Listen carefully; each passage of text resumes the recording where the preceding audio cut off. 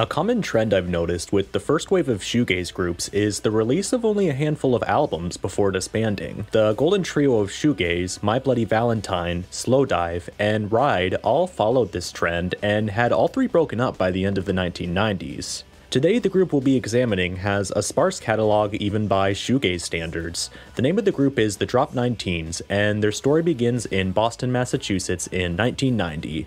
Greg Ackell was a student at Boston University. Though he was just a freshman, Greg had already had experience performing covers of songs by The Cure and New Order. It was evident that he was an inspired man who had some sense of what he wanted his music to be. One day at the university, Greg ran into a familiar face. It was Chris Roof, a fellow student whom Greg had performed with while in high school. The two reminisced about their days in high school and then floated the idea of forming a new band.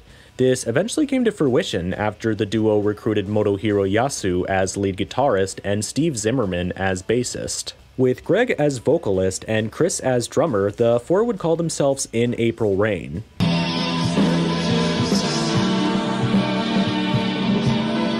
A guest vocalist named Paula Kelley provided a counterbalance to Greg's voice. Paula would bring to the band her own experience in the Boston underground scene, growing up in a house where bands would perform in the basement. Although Paula was only supposed to perform on one song, she would eventually become a full-time member of the group. Regarding her joining of the band, Paula would later be quoted as saying, "Greg and I were hanging out in his dorm freshman year. He whipped out his guitar and began playing a Cure song, I think. When he was done, I took the guitar from him and I don't remember what I played, but I know I was trying to one-up him. I guess it worked, or at least annoyed him enough to ask me to be in his band."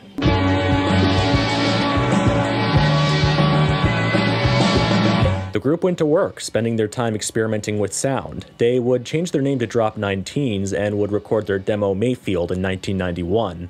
The recording hasn't been remastered, and the only version that exists online are in poor condition. Despite this, I was impressed on hearing the record. Right off the bat, we can hear atmospheric textures and dreamy soundscapes. Greg and Paula's vocals blend quite well, which can be heard in tracks like Kissing the Sea. Mayfield and Shannon Waves are both instrumentals, but serve as a showcase for guitar interplay. I really love this demo, and I hope one day we will get to hear the remastered version of it. Apparently, I wasn't the only one who liked Mayfield, as college stations in the New England area began to play their music. They were getting invited to their first shows, and even caught the eye of British publication New Musical Express.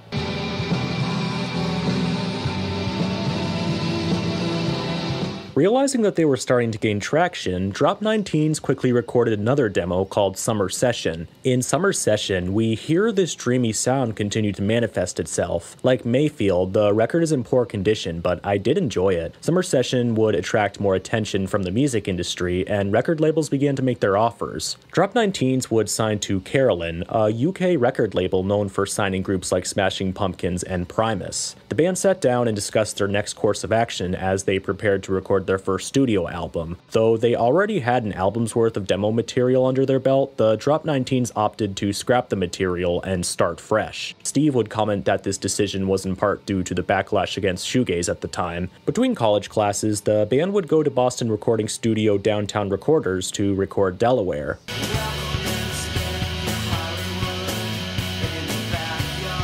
Released on June 5th, 1992, Delaware did not fail to live up to its anticipation. The record has kind of an emo and alternative rock sound, but with more fuzz and distortion. Some tracks like Delaware and Kick the Tragedy have more of a mellow sound. The latter spans nearly 9 minutes and was one of my favorite moments on the album. A mostly instrumental track, we hear a melancholic guitar riff repeat. Paula has a beautiful spoken word performance in this track halfway through.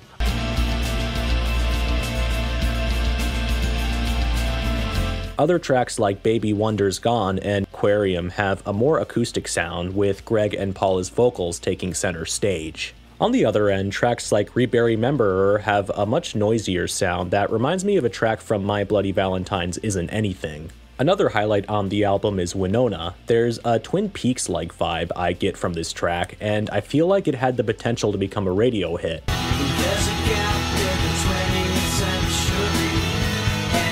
One can hear the ambition and creativity in this record, and it was praised upon its release. As a matter of fact, Pitchfork would rank it number 45 on the 50 best shoegaze albums of all time. Following its release, Drop 9 Teens were invited to perform at Vermin Stress Festival in Burlington, Vermont. It was a 2-day, 15-band festival hosted by Sub Pop. While the performance was a success, the Drop 9 Teens were eager to return to the recording studio before embarking on a tour. They would release the EP Your Aquarium in '92. It featured 2 versions of the track My Aquarium from Delaware, a cover of the Scott English song Mandy, and 2 original tracks.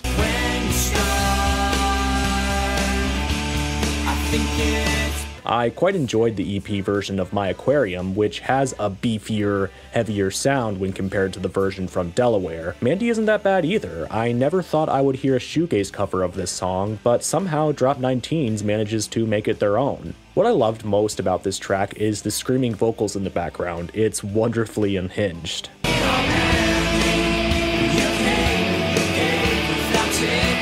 With Your Aquarium now out, Drop 9 Teens went on their first tour across Europe. While the group was thrilled to be traveling overseas, the displacement seemed to create tension among members. Paula, in particular, felt left out, being the only girl in the band. She eventually became exasperated and left the group before their planned tour in the United States. Chris quickly followed, leaving 2 vacancies among the band. The Drop 9 Teens recruited Megan Gilbert to replace Paula and Pete Copeland to replace Chris.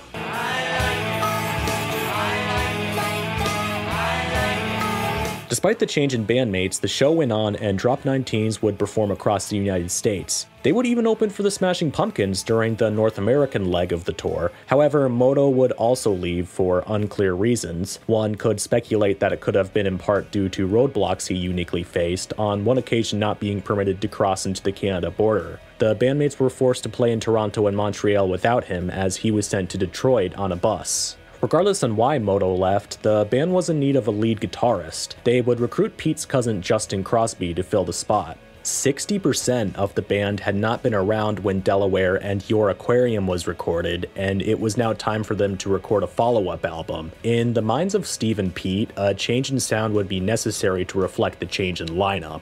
This idea manifested itself in Drop 9 Teens' second album, National Coma.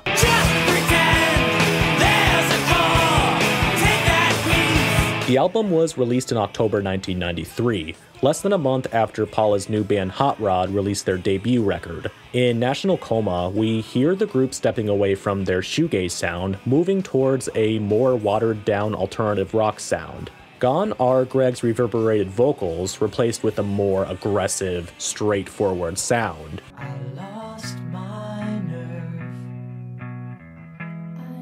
Some tracks approach a heavy grunge territory, most notably the sinister song called Skull. It was late 1993 after all, a time when shoegaze was out of style and grunge was at its commercial peak.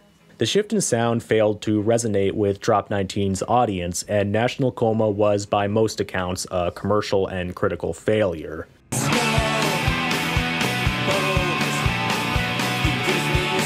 Their tour to support the album saw mixed success, with Steve describing the experience as, quote, "By that time, I remember people jumping around and dancing, but there were a lot of club shows where there was like 20 feet of nobody and a crowd of people watching, doing absolutely nothing but just watching." With tensions re-emerging, everything kind of unraveled after the tour. Pete recalled that, quote, "We were like, thank God," when the tour was over in December. By January, Pete would get a call from Greg saying that Megan, Justin, and Steve were all leaving, and that he was looking for new bandmates. Though the band pitched a few demos to the label London Polygram, the Drop 9 Teens were all but fractured. Justin would describe the hectic nature of the band's lineup as musical chairs. Thinking it was time to rebrand, the group changed their name to Fidel and recorded a full-length album. The album never saw the light of day, and their only song that was ever released was called Randy Bean. Fidel ceased to exist, and the bandmates went their separate ways.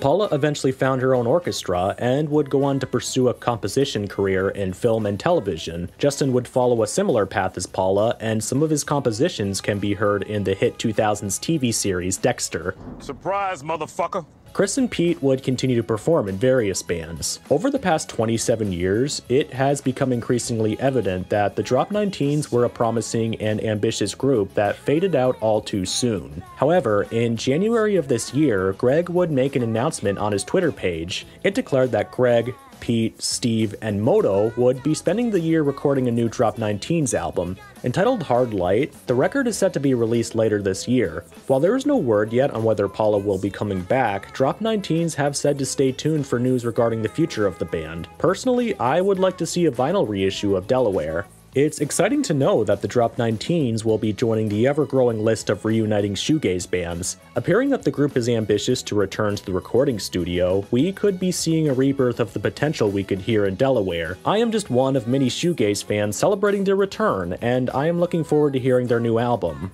Thank you everybody for watching the video. If you would like to see more shoegaze documentaries like this one, please consider liking the video and subscribing to the channel. Have a great day.